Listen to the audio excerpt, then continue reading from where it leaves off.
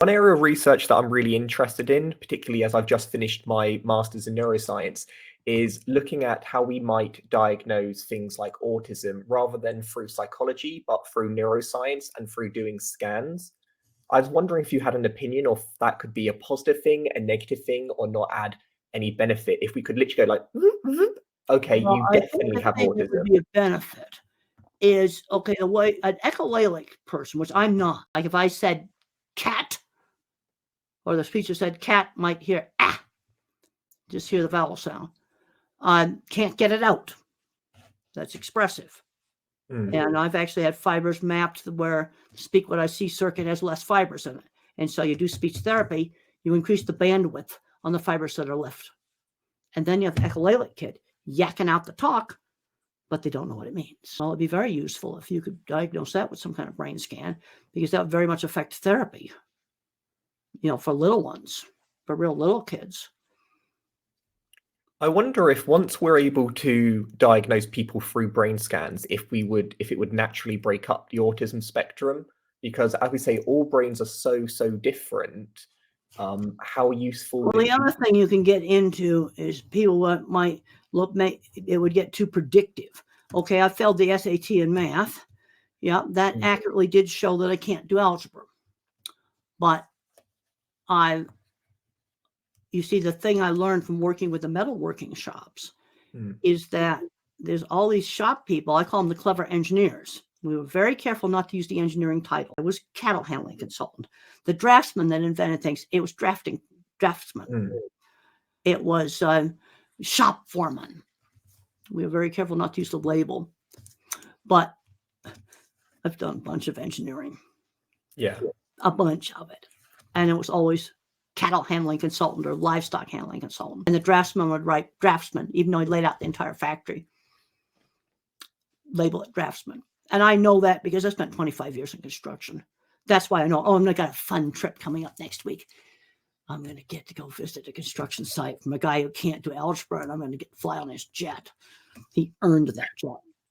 And I'll get teared up when I think about it. Very successful business building beef plants.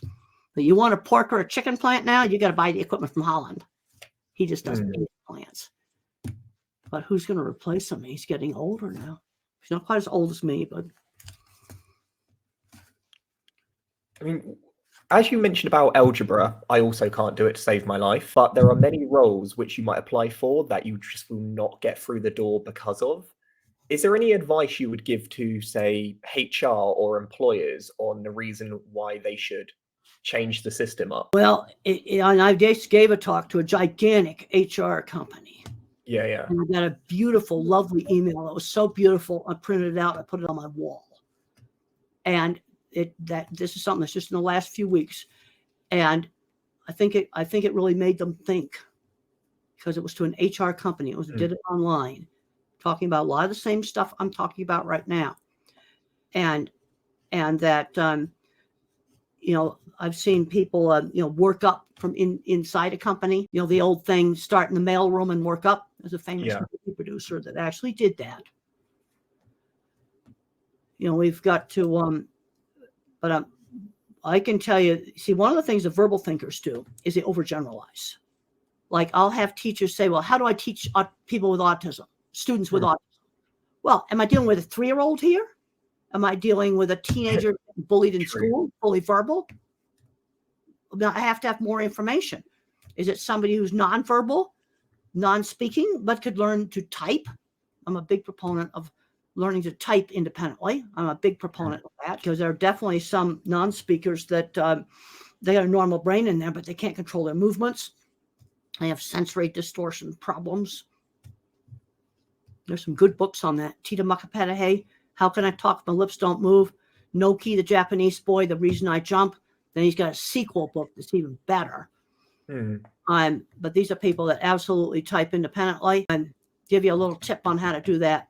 Use a tablet, because when you use a tablet, the print appears next to the keyboard. They cannot do the gaze shift. Like on this laptop, if I look down and press a key, then the print appears way up here. They cannot do the gaze shift.